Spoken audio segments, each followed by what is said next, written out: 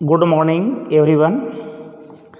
एक बार फिर आपके साथ रूबरू होते हुए एक नए टॉपिक के साथ आपके सामने उपस्थित हुआ हूँ और उस टॉपिक का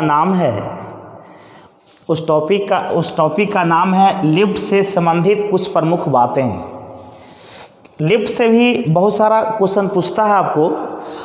जैसे पूछेगा आपसे कि जब कोई व्यक्ति लिफ्ट में सवार है और नीचे से ऊपर जाता है या ऊपर से नीचे आता है तो लिफ्ट में सवार व्यक्ति के भार में क्या परिवर्तन होंगे, ऐसा क्वेश्चन पूछता है आपको। अक्सर ये भी पूछता है कि जब कोई व्यक्ति लिफ्ट से ऊपर से नीचे आ रहा है, बीच में लिफ्ट टूट जाती हैं, तो लिफ्ट में सवार व्यक्ति के भार में क्या परिवर्तन होगा।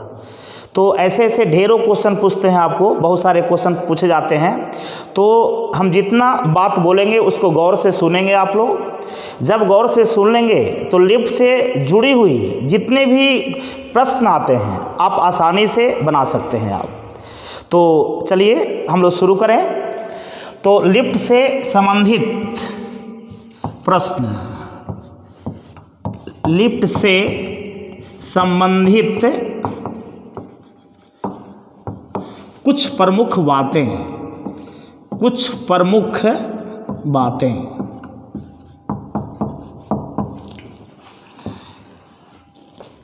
इसको जानने के लिए एक चीज़ और जानेंगे आप तो ज़्यादा बेहतर होगा।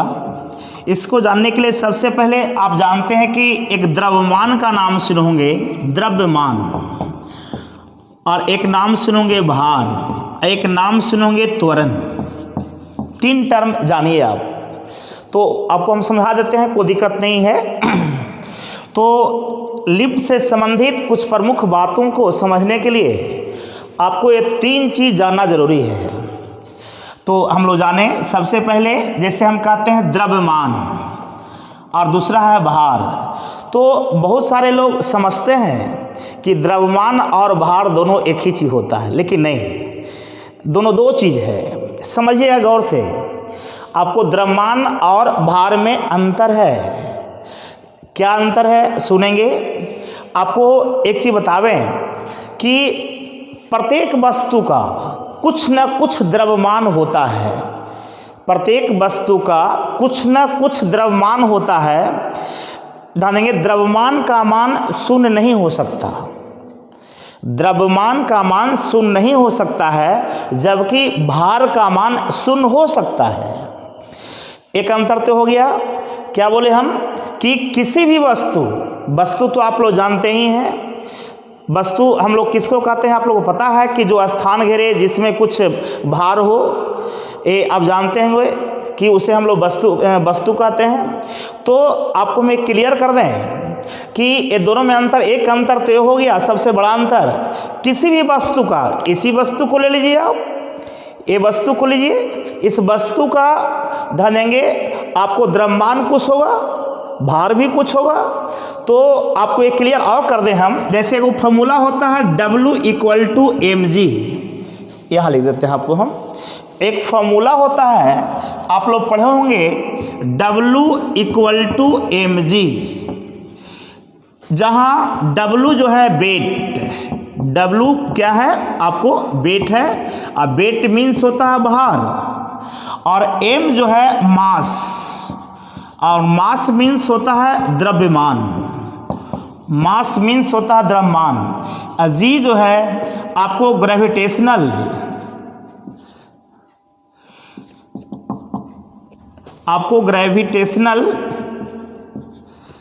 एक्सेलरेशन है, जिसको बोलते हैं गुरुत्वीय त्वरण। तो ये समझिए, एक फॉर्मूला होता है, याद रखिएगा, काम करेगा आपको कि W=mg, जहाँ W भार है, यहाँ समझिएगा, M है द्रव्यमान, G है त्वरण, गुरुत्वीय त्वरण। अब गुरुत्वीय त्वरण किसको कहते हैं हम बता देंगे आपको, कोई टेंशन नहीं है। तो यहाँ भी हम एक टर्म लिख देंगे, गुरुत्वीय त्वरण, ये भी जान जाइए आप लोग, त्वरण और गुरुत्वीय त्वरण। तो गौर करेंगे यहाँ पर, तो W इक्वल टू होता है mg। इसका मतलब है भार निकालने के लिए, भार किसका होगा, कोई वस्तु का होगा। कहता भार निकालने के लिए उस वस्तु के द्रव्यमान में गुरुत्वीय त्वरण से गुना कर देते हैं, गुरुत्वीय त्वरण से गुना कर देते हैं, तो उस वस्तु का भार निकल जाता है। अब यहाँ पर बात को समझेंगे, यानी क्लियर है। तो अब देखिए, अगर एक चीज़ ये हम क्लियर करना चाहते हैं कि द्रव्यमान और भार में अंतर है। अगर अंतर नहीं होता, अगर अंतर नहीं होता तो W इक्वल टू m होता। यदि W इक्वल टू m होता तब हम समझते कि भार और द्रव्यमान, तब हम समझते कि भार और द्रव्यमान दोनों एक चीज़ है। तो एक क्लियर हो गया आपको यहाँ पर। तो ये दिमाग में रखेंगे बेटा, आपको जो द्रव्यमान और भार में अंतर वाली बात यहीं पर क्लियर हो रहा है। यदि W इक्वल टू m होता, अगर होता, लेकिन ऐसा होता नहीं है, आपको W इक्वल टू m होता तब हम समझते कि भार, W मतलब क्या, भार, वेट, भार और द्रव्यमान दोनों एक चीज़ है। लेकिन नहीं, ऐसा नहीं होता है। लेकिन W not equal to m, ऐसा नहीं होता है। होता क्या है, होता A है, W इक्वल टू mg। इसका मतलब है किसी वस्तु के द्रव्यमान में उसके गुरुत्वीय त्वरण से गुरुत्वीय त्वरण से मल्टीप्लाई करते हैं या गुना करते हैं, तो जो मान जो प्राप्त होता है उसी को उस वस्तु का भार कहा जाता है, यानी W इक्वल टू mg। तो एक तो यहाँ इस फॉर्मूला को देखने से भी पता चलता है कि आपको भार और द्रव्यमान में अंतर है। क्लियर। अगर अंतर नहीं होता तो क्या होता, W इक्वल टू m, लेकिन ऐसा होता नहीं है। क्लियर। तो अब एक चीज और ध्यान देंगे, एक चीज और मन में आ रहा होगा, तो एक चीज दिमाग में रखिएगा कि किसी भार और द्रव्यमान में अंतर, किसी वस्तु का जो भार होता है उसका मान शून्य भी हो सकता है। कब होगा हम बता रहे हैं। किसी वस्तु, अब सुनिए, किसी वस्तु का भार शून्य कब होगा, तो बेटा सोच लो, अगर ये तो द्रव्यमान शून्य नहीं होता है, किसी वस्तु का भार शून्य हो सकता है लेकिन द्रव्यमान शून्य नहीं हो सकता है। तो गौर करेंगे, तो अब एक क्लियर करना चाहते हैं कि किसी वस्तु का भार शून्य कब होगा। तो सोच लो बेटा, अगर गुरुत्वीय त्वरण का मान शून्य हो, गुरुत्वीय त्वरण का मान शून्य हो, तब सोचो द्रव्यमान तो शून्य नहीं होता है किसी वस्तु का। तो अगर जी का मान शून्य हो सकता है, जी क्या है, गुरुत्वीय त्वरण, जी का मान शून्य हो सकता है लेकिन m का मान शून्य नहीं हो सकता है। तो गौर करेंगे, अगर जी का मान शून्य हो जाए तो m गुना 0, यानी द्रव्यमान का कुछ और मान ले लीजिए 5 kg या 6 kg, तो उसमें 0 से मल्टीप्लाई करेंगे तो इसका मान क्या हो जाएगा, 0। तो ये 0 किसका मान हुआ, W का। क्या बोले, बात को एक बार फिर समझिएगा। अगर बेटा G का मान, हम G को भी स्पष्ट कर देते हैं आपको, अभी तो सिर्फ बता रहे हैं आपको, ये भी बोल दिया कि G गुरुत्वीय त्वरण है, लेकिन बहुत सारे मेरे स्टूडेंट्स होंगे उनको पता नहीं चलता होगा कि गुरुत्वीय त्वरण क्या है। हम आपको क्लियर कर देते हैं। अभी मान लीजिए थोड़ा देर के लिए कि G का मान अगर 0 हो जाए, क्योंकि इसके पहले बता चुके हैं कि m का मान 0 नहीं हो सकता है। m क्या है, द्रव्यमान, द्रव्यमान शून्य नहीं होता है। ध्यान देंगे, भार शून्य हो सकता है, W भार है। तो अब बेटा ये तो 0 होगा नहीं। अगर G का मान 0 हो जाए, कोई वस्तु, एक चीज और मन में चल रहा होगा कि अगर G का मान 0 यहाँ पर हो जाए फॉर्मूला में, तो देखिएगा m गुना 0 क्या हो जाएगा, 0। m किसी भी संख्या में 0 से मल्टीप्लाई करेंगे तो इसका वैल्यू क्या, 0, यानी W इक्वल टू क्या हो गया, 0, भार शून्य हो गया। तो ये स्पष्ट हो गया, किसी वस्तु का भार शून्य हो सकता है, द्रव्यमान शून्य नहीं होता है। एक चीज और जान जाइए कि अगर कोई वस्तु को कहीं भी लेके चल जाइए, अगर कोई वस्तु को कहीं भी लेके चल जाइए, अंतरिक्ष में या आपको 100 मीटर ऊपर या यहाँ से कहीं भी लेके चल जाइए, तो किसी वस्तु के द्रव्यमान में कोई परिवर्तन नहीं होता है। माने द्रव्यमान नहीं बदलता है किसी वस्तु का, लेकिन भार बदलता है। क्योंकि अक्सर क्वेश्चन पढ़े होंगे कि यदि किसी वस्तु का भार पृथ्वी पर 60 kg है तो उस वस्तु का भार चंद्रमा पर क्या होगा। तो आप लोग कहते हैं कि पृथ्वी पर 60 kg है तो चंद्रमा पर उसका 1/6 गुना हो जाता है, यानी कितना 10 kg हो जाएगा। नहीं समझे? तो एक चीज़ एक क्लियर आप करना चाह रहे हैं बेटा आपको, किसी वस्तु का भार पृथ्वी पर 60 kg है पृथ्वी पर, तो उस वस्तु का भार चंद्रमा पर क्या होता है, उसका 1/6 गुना हो जाता है, यानी 10 kg। तो इससे क्या पता चला कि भार बदलता है, नीचे कुछ और है ऊपर कुछ और है। इससे स्पष्ट हो गया कि किसी वस्तु का जो भार है वो बदलता है। ध्यान देंगे, एक चीज़ और क्लियर करेंगे, तो वस्तु का भार को हम लोग केजी में नहीं मापते हैं, न्यूटन में मापते हैं। यहाँ केजी बोला गया था, उसको दिमाग में रखेंगे। किसी वस्तु के भार को न्यूटन में मापते हैं क्योंकि भार एक प्रकार का बल होता है। द्रव्यमान को केजी में मापते हैं, द्रव्यमान को केजी में मापेंगे, लेकिन भार को मापते हैं न्यूटन में, भार को न्यूटन में, क्योंकि भार एक प्रकार का बल होता है। अब बल एक क्या है, एक मात्रक होता है। अब भार एक प्रकार का बल कैसे है ये भी क्लियर कर दें आपको। अब किसी वस्तु में भार क्यों होती है और क्लियर करें, तो एक चीज दिमाग में रखिएगा, यहाँ और स्पष्ट कर दें क्योंकि सब बोल लेंगे तो ज़्यादा अच्छा रहेगा। होता क्या है, आप जानते हैं कि प्रत्येक वस्तु को पृथ्वी अपनी ओर खींचती है, ये तो जानते हैं आप। प्रत्येक वस्तु को पृथ्वी अपनी ओर खींचती हैं, अट्रैक्ट करती हैं, ये आप जानते हैं आप। तो सोचो बेटा, जब खींचेंगी तो क्या बल लगेगा, खींचेगी तो बल लगेगा या फोर्स लग रहा है। तो पृथ्वी कोई वस्तु को जो अपनी ओर खींचती हैं जिस बल से, उसको बोलते हैं गुरुत्वाकर्षण बल। क्या बोलते हैं? गुरुत्वाकर्षण बल। क्लियर?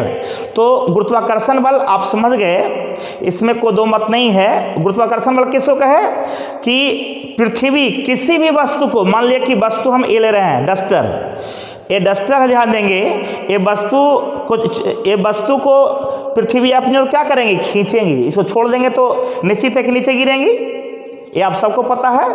तो ये गिरेंगी, यानी इस पर बल लगा रही हैं। कौन लगा रही है बल? पृथ्वी बल लगा रही हैं।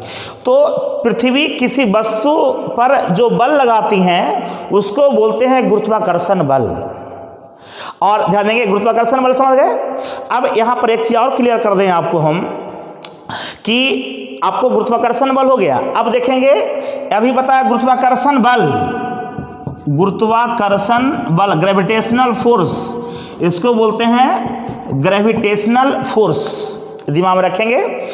अब देखिए, गुरुत्वीय त्वरण है। अब आपको ये त्वरण ध्यान देंगे, गुरुत्वीय त्वरण किसको कहेंगे, जिसको ग्रेविटेशनल एक्सेलरेशन बोलते हैं। गुरुत्वीय त्वरण किसको कहेंगे? गुरुत्वीय त्वरण को समझने के लिए आप त्वरण समझिए पहले कि ये क्या होता है। आपको बहुत आसान तरीका हम बता रहे हैं आपको हम कि एक गुरुत्वीय त्वरण क्या होता है, गुरुत्वीय त्वरण क्या होता है, और इसको समझने के लिए आपको जानना होगा कि त्वरण क्या होता है। त्वरण, एक्सेलरेशन अंग्रेजी में बोलते हैं। तो ये त्वरण को पहले हम समझा दें आपको तो ज़्यादा बेहतर हुआ, तब हम इस पर फिर आएंगे, क्योंकि ज़्यादा बेहतर हुआ किसी को समझा दें पहले तो और अच्छा होगा आपको। ऐसे जुड़ी, लिफ्ट से जुड़ा हुआ है, ध्यान देंगे, इसलिए बता रहे हैं आपको हम। तो त्वरण ऐसे बेटा आप लोग पढ़े होंगे कि समय के साथ वेग में परिवर्तन की दर को त्वरण कहते हैं। समय के साथ वेग में परिवर्तन, वेग में परिवर्तन की दर को, वेग में परिवर्तन की दर को त्वरण कहते हैं, त्वरण कहते हैं। समय के साथ वेग में परिवर्तन की दर को क्या कहते हैं? त्वरण कहते हैं।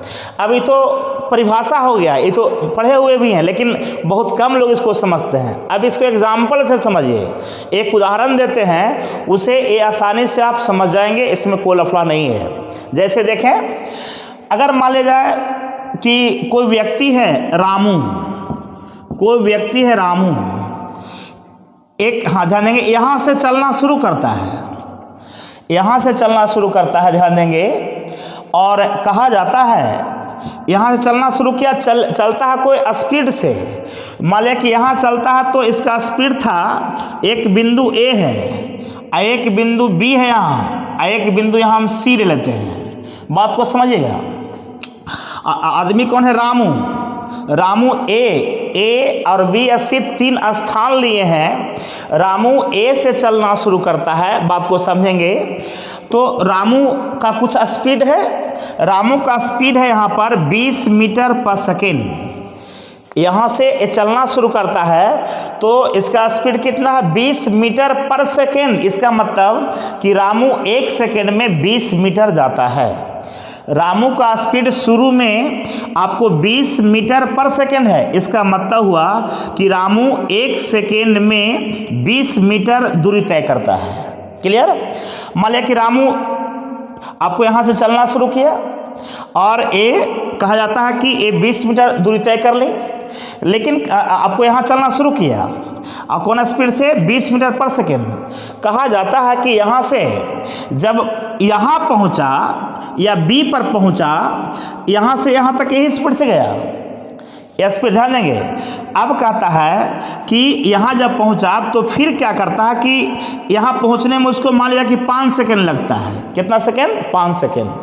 कहता है कि ए से बी जाने में उसको 5 सेकेंड का समय लगता है। बात को समझेंगे। रामू ए से चलना शुरू किया, ए कोई जगह का नाम है, चलना शुरू किया कौन स्पीड से? 20 मीटर पर सेकेंड। इसका मतलब हुआ कि वह 1 सेकेंड में 20 मीटर दूरी तय करेगा। वो ये स्पीड से चलेगा तो 20 मीटर पर सेकेंड। कहता है यहाँ चलना शुरू किया, 5 सेकेंड चल लिया। 5 सेकेंड जब चला तो कुछ दूरी तय किया, दूरी किया, ध्यान देंगे। दूरी कितना हो जाएगा? बी पर 100 मीटर हो जाएगा। अरे बेटा सोचो, अरे 1 सेकेंड में 20 मीटर जाता है और 5 सेकेंड चल लिया। 1 सेकेंड में 20 मीटर तो 5 सेकेंड में कितना? 100 मीटर। 100 मीटर दूरी तय कर लिया तो कहाँ पहुँचा? बी पर। क्लियर? अब यहाँ जब पहुँचा तो स्पीड चेंज कर देता हो। अब अब चेंज कर करके वो 40, यहाँ बी पर जब पहुँचा तो इसका स्पीड हो जाता है 40 मीटर पर सेकेंड। स्पीड चेंज हो गया। देखिए इस यहाँ पर ध्यान देंगे, ये आपको ये यहाँ पर चेंज हो गया, 20 से कितना? 40 हो गया। ठीक है? अब यहाँ पर एक निश्चित दिशा में जा रही है तो उस स्पीड को वेग भी कहें तो कोई दिक्कत नहीं है। आपको यहाँ पर स्पीड, चाल को यहाँ वेग भी कह सकते हैं। चाल वेग कब हो जाता है? जब वो निश्चित दिशा में जा रहा है, दिशा निश्चित है। तो अब देखो यहाँ वेग था 20 मीटर पर सेकेंड और यहाँ कितना आ गया? 40 मीटर पर सेकेंड। कितना देर के बाद? 5 सेकेंड के बाद। अब यहाँ से ये स्पीड से ही दूरी तय करता है, सी पर जाता है। अब देखो यहाँ वेग में परिवर्तन हुआ, ये वेग में परिवर्तन है। जो पहले वेग था 20 अब हो गया 40, यहाँ वेग में परिवर्तन हो गया। तो क्या कहता? समय के साथ वेग में परिवर्तन। वेग में तो परिवर्तन हो गया, समय के साथ कितना समय के बाद? 5 सेकेंड के बाद। ठीक है? तो 5 सेकेंड के बाद वेग में परिवर्तन हो गया। तो यही तो है, तो ये तो ही त्वरण है आपका। ऐसे वेग में परिवर्तन कितना? परिवर्तन कैसे निकालिएगा?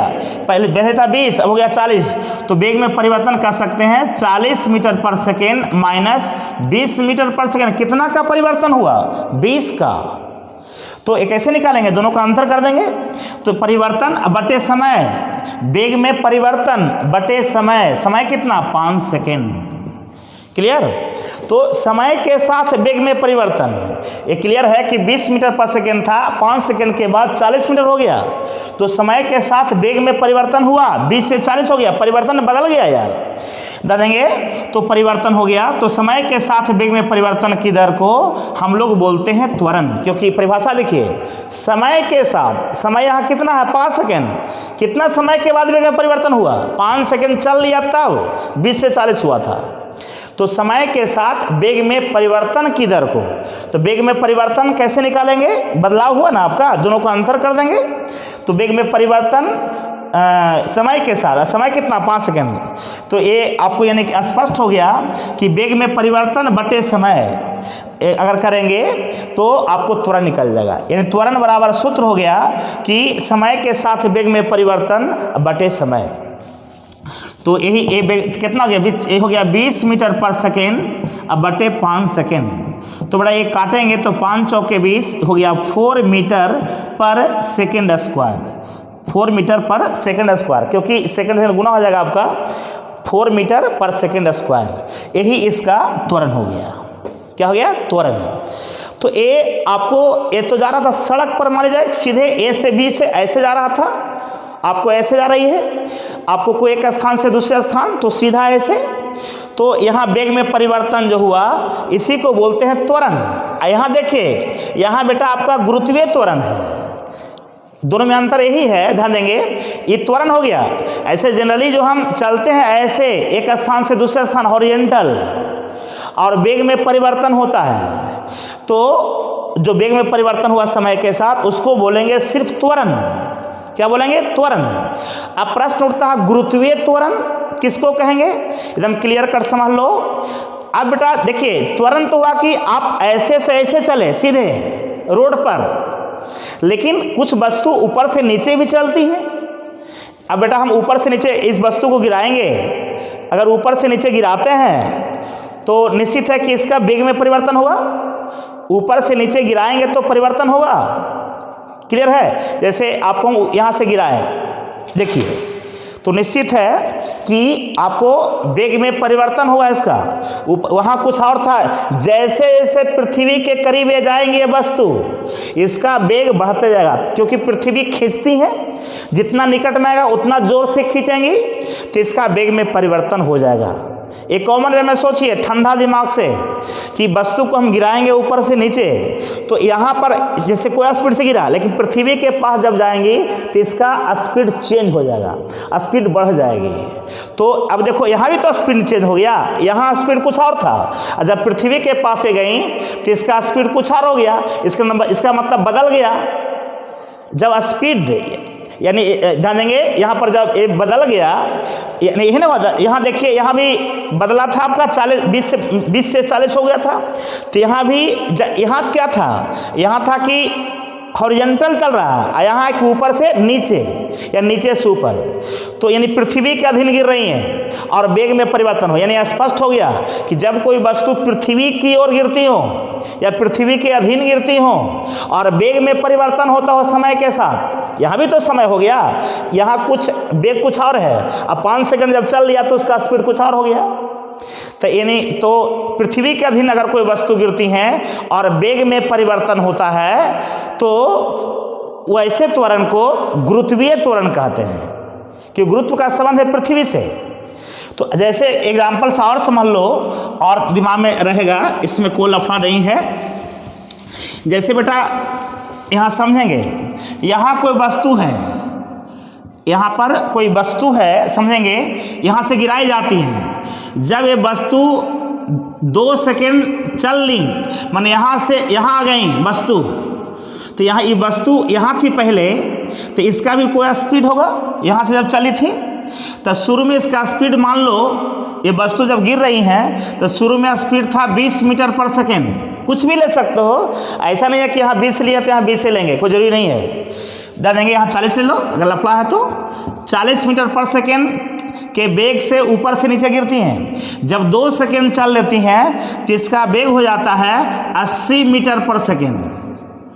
यहाँ से चली तो 40 मीटर पर सेकेंड की चाल से, या वेग भी कहेंगे, वेग चाल को वेग तब कहेंगे जब दिशा निश्चित हो, एक निश्चित दिशा में गिरे।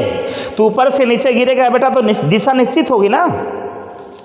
तो यहाँ हम कभी चाल भी बोल देते हैं, तो ये माइंड नहीं करना आपको। तो एक निश्चित दिशा में चल रही है तो उस चाल को वेग भी कहेंगे। तो यहाँ पर चाल था 40 मीटर पर सेकेंड, जब 2 सेकेंड चल ली तो इसका चाल 80 मीटर पर सेकेंड हो गया, यानी वेग में परिवर्तन हो गया, यानी चाल वेग में परिवर्तन हो गया, 40 से 80 हो गया। तो वेग में परिवर्तन यानी 80 मीटर पर सेकेंड और माइनस 40 मीटर पर सेकेंड डाल देंगे। अब बटे कितना देर के बाद, समय कितना है 2 सेकेंड, तो बेटा यहाँ पर यानी हो गया 40 मीटर पर सेकेंड बटे 2 सेकेंड, तो 2 दूना 40 यानी हो गया 20 मीटर पर सेकेंड स्क्वायर। यहाँ भी त्वरण निकला, लेकिन इस त्वरण को कहेंगे गुरुत्वीय त्वरण।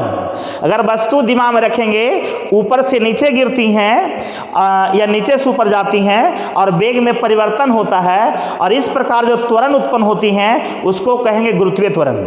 ऊपर से नीचे, नीचे से ऊपर रहेगा तब जो त्वरण उत्पन्न होगा उसको गुरुत्वीय त्वरण। लेकिन अगर कोई वस्तु सड़क पर चल रही है एकदम हॉरिजॉन्टल, दे देंगे ऐसे चल रही हैं और वेग में जैसे हम रोड पर चलते हैं तो रोड पर भी चलते हैं तो देखते हैं कभी स्पीड को 30 कर लिए, कभी 60 कर लेते हैं स्पीड को, तो वेग में परिवर्तन हो गया।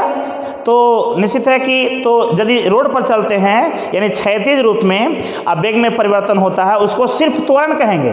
लेकिन ऊपर से नीचे या नीचे से ऊपर जाते हैं वेग में परिवर्तन होता है तो उसको बोलते हैं गुरुत्वीय त्वरण। गुरुत्वीय त्वरण क्लियर होता क्या है? अब सोचो बेटा, यहाँ पर अब आपको क्लियर हो जाएगा। यहाँ गुरुत्वीय त्वरण समझ गए, अब आपको एक चीज और क्लियर कर दें तो गुरुत्वीय त्वरण समझ गए तो अब जो फॉर्मूला लिखे थे शुरू में W = mg, ऐसे गुरुत्वीय त्वरण को g से सूचित करते हैं, गुरुत्वीय त्वरण को g से। लेकिन जो रोड पर चले मैंने यहाँ जो त्वरण उत्पन्न हुआ था जो क्षैतिज रूप में चले थे और जो त्वरण उत्पन्न हुआ था उसको a से सूचित करते हैं, a से स्मॉल a, यानी यहाँ पर स्मॉल a हो गया।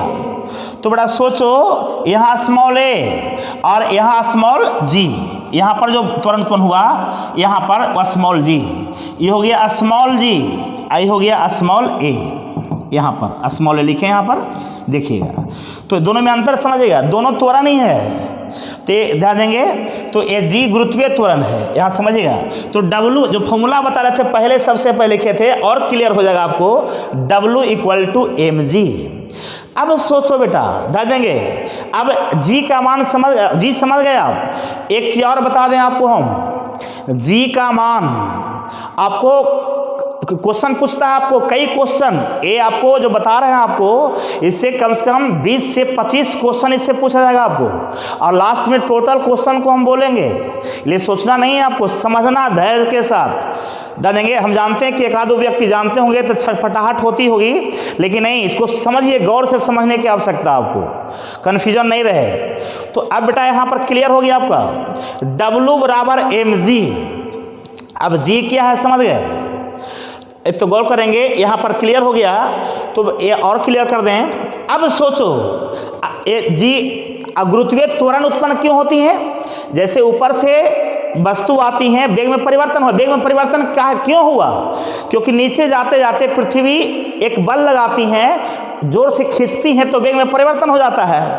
तो अगर वेग में परिवर्तन नहीं हो, वेग में परिवर्तन नहीं होता है तो त्वरण का मान शून्य होता है।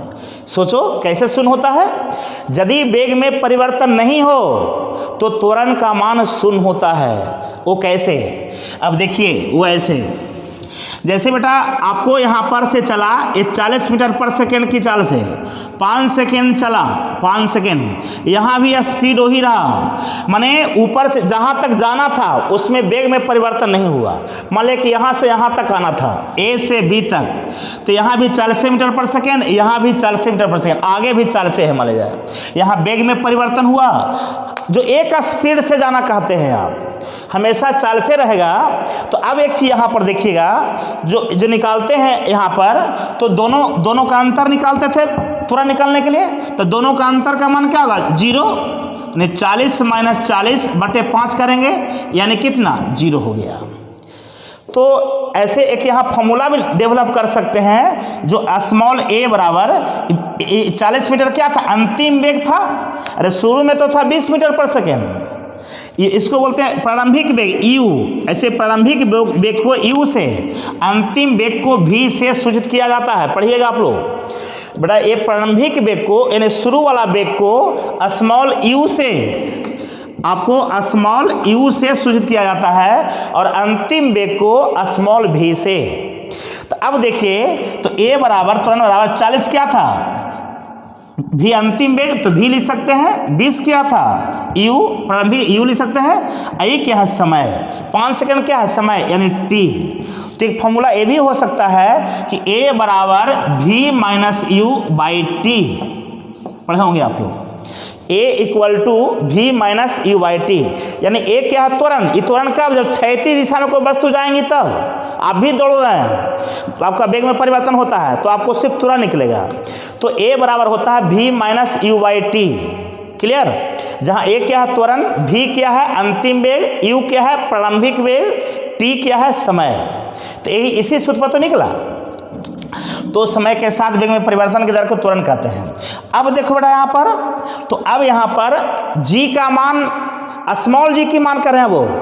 क्वेश्चन पूछता है कि जी का अधिकतम मान कहाँ होता है, जी का मान शून्य कब होता है, ठीक है, ध्यान देंगे। जी का मान घटता कब है, जी का मान बढ़ता कब है। स्मॉल जी का, जो जी का नाम ले रहे हैं वो स्मॉल जी, क्योंकि स्मॉल जी से गुरुत्वीय त्वरण को सूचित करते हैं। गुरुत्वीय त्वरण, गुरुत्वीय त्वरण याद रखेंगे। यहाँ एम क्या है द्रव्यमान, एम क्या हो गया द्रव्यमान, डब्लू क्या हो गया भार, डब्लू बराबर एम जी फॉर्मूला याद रखेंगे। तो अब देखो बेटा ध्यान देंगे, अब सोचिए अगर पृथ्वी अपनी ओर बल नहीं लगाती, अगर कोई वस्तु को नहीं खींचती, तो निश्चित है नहीं खींचती तो इसके वेग में कोई परिवर्तन नहीं होगा, वेग में कोई परिवर्तन नहीं होगा। अब वेग में परिवर्तन नहीं होगा, ध्यान देंगे, तो त्वरण का मान शून्य, त्वरण का मान शून्य। आपको वेग में परिवर्तन होगा तभी त्वरण का मान कुछ होगा, और वेग में परिवर्तन नहीं होगा तो त्वरण का मान क्या होता है शून्य होता है, याद रखिएगा। तो अब ध्यान देंगे चाहे गुरुत्वीय त्वरण क्यों न हो, तो अब यानी जी का मान शून्य, अगर मान लिया जाए जी का मान शून्य हो जाए, अब जी का मान शून्य कब होता है यह क्लियर कर दें आपको हम। इसे जी से स्मॉल जी से जुड़ी हुई कई बातें हैं। कहता है बेटा कि पृथ्वी से ऊपर जाते हैं और या पृथ्वी से नीचे जाते हैं, दोनों स्थिति में जी का मान घटता है।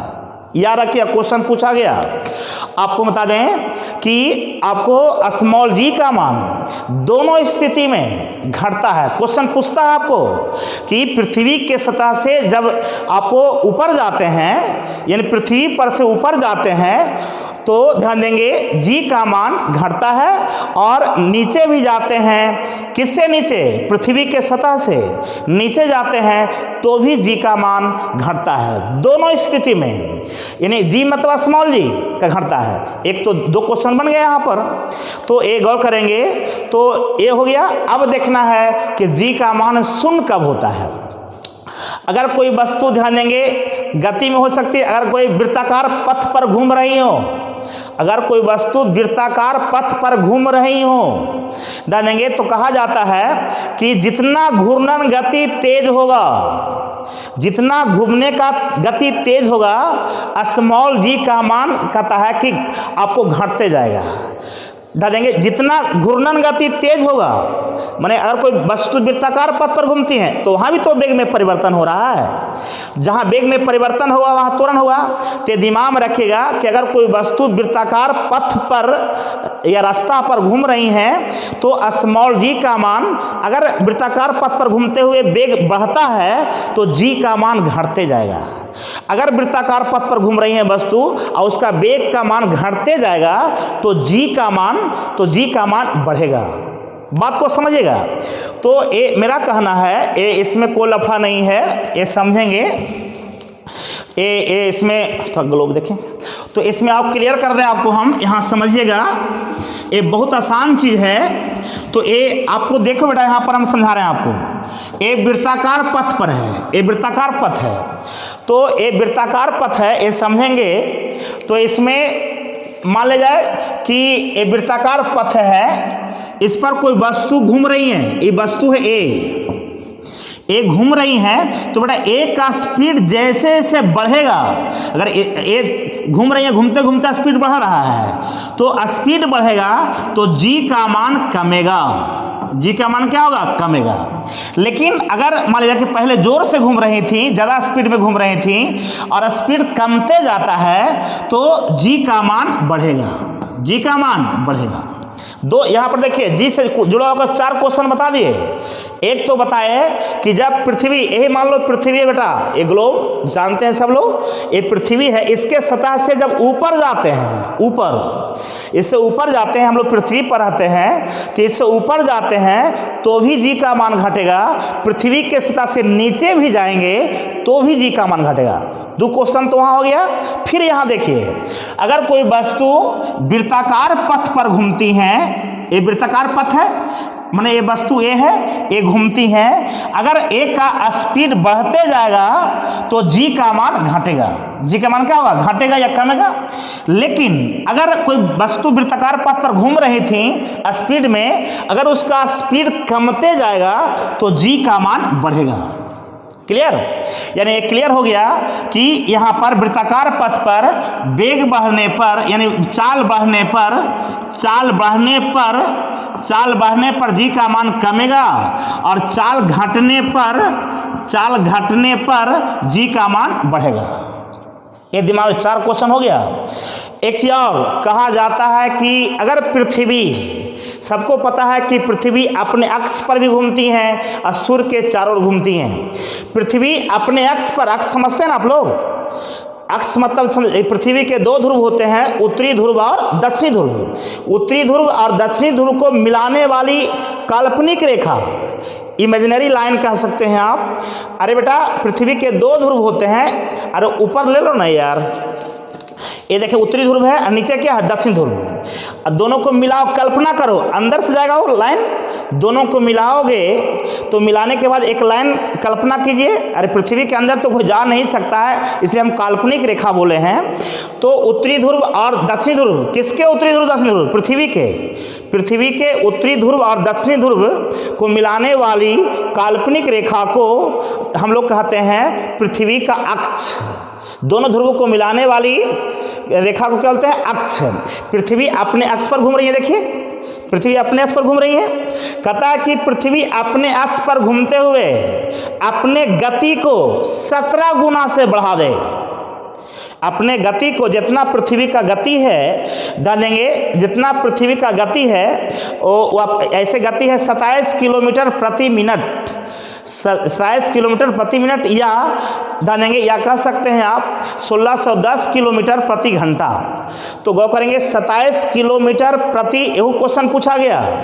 पृथ्वी अपने अक्ष पर, आपको जानेंगे अपने अक्ष पर किस चाल से घूमती हैं? 1 मिनट में 27 किलोमीटर जाती हैं, या 1 घंटा में लगभग 1610 किलोमीटर।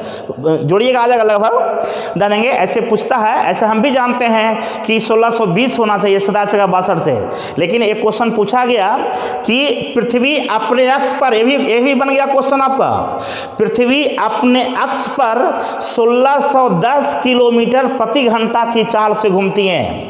एक क्वेश्चन यही बन गया, 1610 किलोमीटर प्रति घंटा की चाल से घूमती हैं। और या तो इसी को कह सकते हैं आप 27 किलोमीटर प्रति मिनट लगभग आएगा, हम जानते हैं। और इससे निकालेंगे, यहाँ 1620 होना चाहिए इसके हिसाब से, लेकिन आपका क्वेश्चन पूछा गया है लगभग, याद रखिएगा।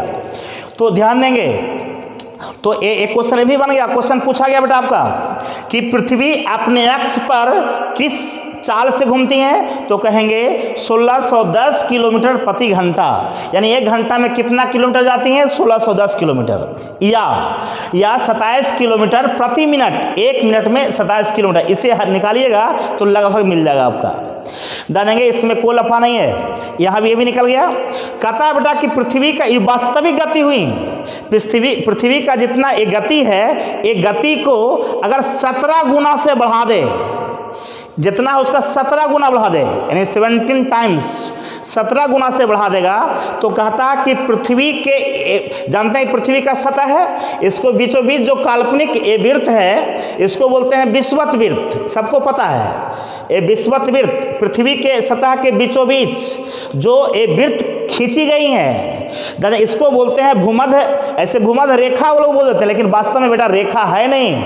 रेखा कब महसूस करते हैं? जब हम ऐसे पृथ्वी को ऐसे बना देते हैं, बीचों बीच ऐसे खींच देते हैं। लेकिन वास्तव में यहाँ देखो, ये सतह एक से चारों घूमे बीचों बीच खींचेंगे तो क्या बन जाएगा? वृत्त। वास्तव में भूमध्य रेखा नहीं है बल्कि वृत्त है, लेकिन बोलचाल की भाषा में बोल लेते हैं। तो कहता है कि पृथ्वी अपने गति को 17 गुना से बढ़ा ले, तो भूमध्य रेखा पर अगर कोई वस्तु रखेंगे तो उसका ध्यान देंगे भार शून्य हो जाता है। भार शून्य कब होता है? देखो, भार शून्य कब होता है? जब जी का मान शून्य हो। तो जी यानी इस मतलब जी शून्य हो गया। जी शून्य कब हुआ? जब पृथ्वी अपने गति को 17 गुना से बढ़ा ले। क्लियर? ये क्लियर होना चाहिए। ये बेटा जान जाइए, ये W क्या है? वेट, इसको भार कहते हैं। M क्या है? द्रव्यमान। G क्या है? गुरुत्वीय त्वरण। ये समझिए, M तो 0 कभी नहीं होता है, जान जाइए। पूछा गया क्वेश्चन आपको, किसी वस्तु का द्रव्यमान कभी चेंज नहीं होता। द्रव्यमान को संहति भी बोलते हैं, अंग्रेजी में मास बोलते हैं। किसी वस्तु का द्रव्यमान नहीं बदलता है जबकि भार बदलता है। क्लियर? तो गौर करेंगे, जितना बात बोले उसे द्रव्यमान और भार में अंतर पहले भी क्लियर हो चुका है। तो बेटा ये देखो, ये द्रव्यमान तो 0 होगा नहीं, तो यानी G का मान 0 होगा तो वस्तु का भार क्या होगा? 0। अब वस्तु का भार 0 कब होता है और कहाँ होता है? विषुवत रेखा पर या विषुवत वृत्त पर। कब होता है? जब पृथ्वी अपने गति को 17 गुना से बढ़ा ले। क्लियर? देंगे, पृथ्वी अपने गति को 17 गुना से बढ़ा लेती हैं तो इसके सतह पर रखे सभी वस्तु का भार 0 होता है, और भार 0 हो गया होगा, इसका मतलब G का मान क्या हुआ होगा? 0। तो G 0 हो गया। G 0 कब होता है? जब पृथ्वी अपने गति को 17 गुना से बढ़ा ले। G भी 0 हो गया और W भी 0 हो गया, दोनों कर सकते हैं। G 0, W 0। W means weight, weight means भार। तो ये भी क्वेश्चन पूछा गया, दिमाग में रखिए, कई क्वेश्चन बोल दिए हम, इसको समझने की आवश्यकता है। तो गौर करेंगे, इसमें कोई लफा नहीं है। तो ये भी क्लियर हो गया आपका। अब चलिए यहाँ पर एक क्लियर हो गया। अब आपको मेन हम चीज चल रहे थे, हम लिफ्ट से संबंधित बातें कह रहे थे हम, कि लिफ्ट से संबंधित बात हम बताना चाह रहे थे आपको, एक क्लियर कर दें। तो यहाँ तक क्लियर है आपका? ठीक है। तो यहाँ पर चलिए ध्यान देंगे। अब आपको बेटा क्लियर हो गया होगा, कितना बात क्लियर हुआ समझिए। एक तो हो गया, किसी वस्तु का द्रव्यमान का मान 0 कभी नहीं होता, चाहे कहीं भी लेके चल जाइए, चाहे आकाश में या पाताल में, किसी वस्तु का द्रव्यमान 0 नहीं होता, जबकि भार का मान 0 होता है। भार का मान 0 कब होगा? जब गुरुत्वीय त्वरण का मान 0 होगा। गुरुत्वीय त्वरण का मान 0 कब होगा? जब पृथ्वी अपने अक्ष पर अपने गति को 17 गुना से बढ़ा दे। क्लियर? तो एक चीज और क्लियर हो गया, ये भी क्लियर हो गया। अब देखो बेटा, G का मान कहता है बेटा, G का मान अधिकतम होता है, G मीन्स गुरुत्वीय त्वरण, एक पृथ्वी के ध्रुव पर। याद रखिएगा, ये भी क्वेश्चन पूछा गया। अब ध्रुव तो 2 है, उत्तरी ध्रुव और दक्षिणी ध्रुव। क्वेश्चन पूछा गया आपको, G का मान यानी स्मॉल g का मान अधिकतम कहाँ होता है? तो आप कहेंगे पृथ्वी के ध्रुव पर। अब उत्तरी ध्रुव की दक्षिणी ध्रुव, तो दोनों ध्रुव पर। तो गौर करेंगे, ये भी क्लियर हो गया। एक चीज और क्लियर कर लीजिए आप पृथ्वी, हाँ, तो पृथ्वी के ध्रुव पर G का अधिकतम मान होता है, और G का न्यूनतम मान जो होता है ये भूमध्य रेखा पर। क्वेश्चन पूछा गया, G का न्यूनतम मान किस पर? भूमध्य रेखा पर। और G का मान 0 होता है पृथ्वी के केंद्र पर। G का मान 0 कहाँ होता है? पृथ्वी के केंद्र पर। क्वेश्चन सब पूछा गया, इसको गौर से समझने की आवश्यकता है। चलिए बहुत खूब। तो सारी बात एक फॉर्मूला याद रखिए, W = mg। W = mg, इससे पता चलता है कि भार और द्रव्यमान में अंतर है। आई भार निकालने का सूत्र भी हो गया।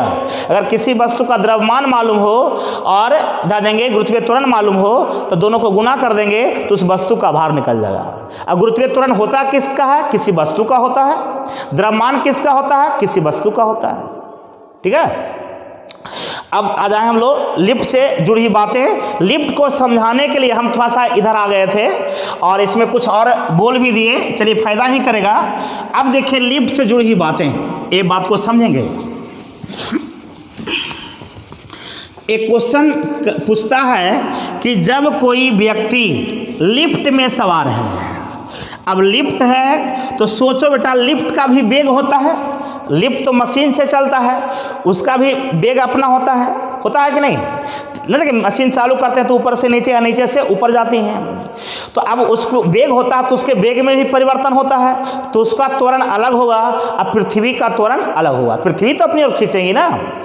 तो गौर करेंगे, पहला पॉइंट देखेंगे, यहाँ समझिएगा कि ऐसे अभी बताया कि W = mg, लिफ्ट से संबंधित कुछ प्रमुख बातें देंगे, ये बात को समझिएगा। कहता है बेटा कि जब कोई व्यक्ति लिफ्ट में सवार है, जब कोई व्यक्ति लिफ्ट में सवार है और लिफ्ट एक समान त्वरण से, वेग से नहीं, गौर से सोचना है, लिफ्ट एक समान त्वरण से नीचे से ऊपर जा रही है। लिफ्ट जो है, मान लो हम लिफ्ट में सवार हैं, हम नीचे से ऊपर जा रहे हैं, तो वो करेंगे, इस स्थिति में कहा जाता है कि मेरा भार, हम कौन लिफ्ट में सवार हैं, मेरा भार बढ़ता हुआ प्रतीत होता है। एक क्वेश्चन पूछा गया कि जब कोई लिफ्ट एक समान त्वरण से, वेग से नहीं, एक समान त्वरण से नीचे से ऊपर जा रही हैं, तो लिफ्ट में सवार व्यक्ति के भार बढ़ता हुआ प्रतीत होता है।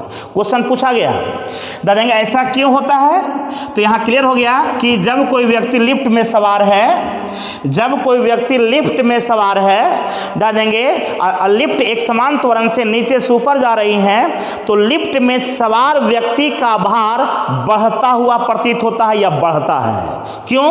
क्योंकि इस स्थिति में mg प्लस ma हो जाता है। अब देखो mg तो रियल भार है, क्योंकि अभी एक फॉर्मूला बताए थे बेटा आपको, तो आपको लग रहा होगा कि ऐसे ही बोल रहे हो, नहीं, एक फॉर्मूला बताए थे W = mg, वास्तविक भार निकालना। तो देखिए, तो आपको कहता है कि ये आपको बात को समझेंगे, तो ये वास्तविक भार तो हो गया लिफ्ट के, जहाँ जी क्या है, गुरुत्वीय त्वरण, ए क्या है, किसका त्वरण, ये त्वरण है लिफ्ट का, किसका है, त्वरण लिफ्ट का। एम क्या है, द्रव्यमान है, किसका, वस्तु का। कौन वस्तु? जो लिफ्ट में सवार है। लिफ्ट में सवार, ये आदमी का द्रव्यमान हो गया, आदमी का द्रव्यमान, यहाँ भी आदमी का द्रव्यमान, दोनों एम जो है आदमी का है, द्रव्यमान है। अब देखिए, रियल में आदमी का भार ये था, लिफ्ट में सवार हो गया तो उसके कारण इतना भार बढ़ गया। देंगे ये क्या है, लिफ्ट का त्वरण, लिफ्ट का त्वरण यानी mg प्लस ma हो जाता है। तो सोचो, वास्तविक भार में कुछ जुड़ रहा है तो निश्चित है कि भार बढ़ेगा। ये जुड़ता कब है? जब लिफ्ट नीचे से ऊपर जा रही है एक समान त्वरण से, याद रखिएगा। चलिए, पहला केस क्लियर हो गया। दूसरा केस, जब लिफ्ट एक समान त्वरण से ऊपर से नीचे आ रही हैं, एक समान त्वरण आ रही हैं, तो इस स्थिति में mg माइनस ma हो जाता है। तो सोचो बेटा, वास्तविक भार में माइनस हो गया, यानी कमेगा कि बढ़ेगा? तो आपका जवाब होगा कमेगा, नहीं कमेगा। वास्तविक भार में माइनस हो रहा है, जो रियल भार में माइनस करेंगे तो कमेगा। तो गौर करेंगे तो ये क्लियर है, ये दो केस कि जब कोई लिफ्ट एक समान त्वरण से ऊपर से नीचे आ रही हैं, ऊपर से नीचे आ रही हैं, तो लिफ्ट में सवार व्यक्ति का भार घटेगा। भार क्या होगा? घटेगा। और जब नीचे से ऊपर जा रही हैं तो भार क्या होगा? बढ़ेगा। क्यों बढ़ेगा? ये आपको लिखा हुआ आपका है, क्लियर। यानी व्यक्ति में भार दो प्रकार से हो रहा है, एगो पृथ्वी के गुरुत्वीय त्वरण के कारण, एगो लिफ्ट के त्वरण के कारण। तो दोनों ये जुट गया, भार जुटेगा तो बढ़ेगा, यहाँ घट गया तो घटेगा, क्लियर। अब देखिए, ये था एक समान त्वरण से जा रही है, तब इस समान त्वरण था। अब लिफ्ट समान वेग से नीचे से ऊपर या ऊपर से नीचे आवे। अब एक चीज पहले बता चुके हैं बेटा कि एक समान वेग से अगर कोई वस्तु जाती है तो उसका त्वरण का मान शून्य होता है। इसके पहले हम बोल चुके हैं, तो गौर से यही ना कहते, सोचो आपको एक समान वेग मतलब ऐसा वेग से चले कि उसका वेग कभी बदले नहीं, एक ही स्पीड से, क्लियर। तो अब एक समान वेग से लिफ्ट ऊपर से नीचे या नीचे से ऊपर जाए, तो अब इस स्थिति में त्वरण का मान, लिफ्ट का त्वरण का मान क्या जाए? 0। अरे एक समान वेग रहेगा तो ए का मान क्या होगा? 0। ए का मान 0 कब होता है? जब एक समान वेग से ऊपर से नीचे या नीचे से ऊपर जाता है। तो अब देखो, इसी में समान वेग, तो समान वेग है बेटा, तो ए का मान रखो 0। जब यहाँ 0 रखोगे बेटा यहाँ पर, तो सोचो जो सूत्र पहले लिखे mg प्लस ma, तो इसमें ए का मान क्या आ जाएगा? 0।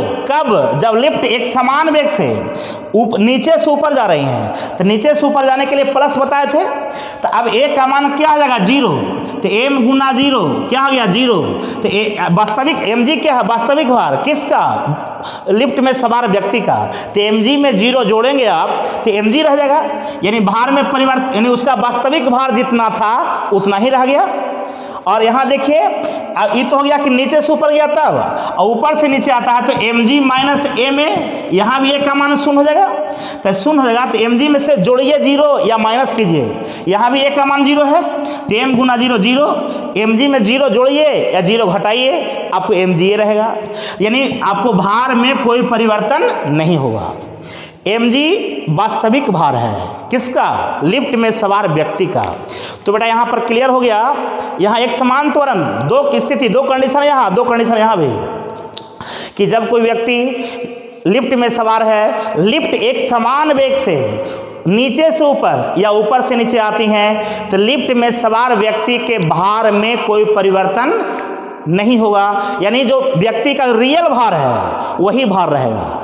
और भार बढ़ता कब है? जब एक समान त्वरण से नीचे से ऊपर जाती है लिफ्ट, तब वो उसका भार बढ़ जाता है, और ऊपर से नीचे आती है तो घट जाता है। 4 केस हो गया। अगला केस आता है इसमें कि जब कोई व्यक्ति लिफ्ट से ऊपर से नीचे आ रहा है, जब कोई व्यक्ति लिफ्ट से ऊपर से नीचे आ रहा है और बीच में लिफ्ट टूट जाती है, बीच में लिफ्ट क्या होती है? टूट जाती है। उस स्थिति में क्या होता है? उस स्थिति में लिफ्ट में सवार व्यक्ति भारहीनता का अनुभव करता है, यानी उसका कोई भार नहीं, भार का मान 0। अब कैसे 0? सोचो। क्या बोले कि जब कोई व्यक्ति लिफ्ट में सवार है, ये लिफ्ट है बेटा आपका, इसी में आदमी है, मान लो ये यहाँ तक पहुँच गया और लिफ्ट टूट गया, तो इस स्थिति में क्या होता है? A बराबर G हो जाता है। ऐसा क्यों होता है? सोच के देखो। ऐसे तो त्वरण था, लिफ्ट मोटर से चलती थी, आप इतने दिमाग में रखें कि इस स्थिति में A बराबर क्या होती है? G। और हम क्लियर कर दें, कितना के मन में लगता होगा कि हाँ छोड़ के आगे बढ़ रहा है, ऐसा जरूर कोई लफड़ा है, वो लफड़ा नहीं है बेटा यहाँ पर। अब सोचो, एक तो लिफ्ट का अपना वेग है, वो तो बढ़ा, मोटर से बढ़ा, जो स्विच होता है उससे उसका स्पीड को बढ़ा घटा सकते हैं। स्पीड बढ़ेगा घटेगा तो त्वरण उत्पन्न होगा। ये लिफ्ट का त्वरण है। लिफ्ट टूट जाती है यानी मोटर काम करना बंद कर देता है, उसका तो कोई अब स्पीड बढ़ा घटा नहीं सकते हैं। तो लिफ्ट ऊपर से नीचे भी आएगी तो स्मॉल g के कारण नहीं, तो लिफ्ट ऊपर से नीचे आएंगे तो किसे? g के कारण। तो यही a हो जाता है g के बराबर हो जाता है। तो a बराबर g कब हो जाता है? जब लिफ्ट ऊपर से नीचे आ रही हैं, लिफ्ट टूट जाती हैं, तब इस स्थिति में लिफ्ट में सवार व्यक्ति का भार शून्य हो जाता है और भारहीनता का अनुभव करता है। क्यों शून्य होता है? ऊपर से नीचे आ रही थी, ऊपर से नीचे वाला केस ए है, mg माइनस m है, mg माइनस m है। ये ऊपर से नीचे ना, ऊपर से नीचे, आई नीचे से ऊपर, नीचे से ऊपर के लिए ए सूत्र लगाते हैं आप, तो ऊपर से नीचे आ रही हैं तो माइनस वाला। तो अब देखो इस स्थिति में क्या आता है? इस स्थिति में a बराबर g हो जाता है।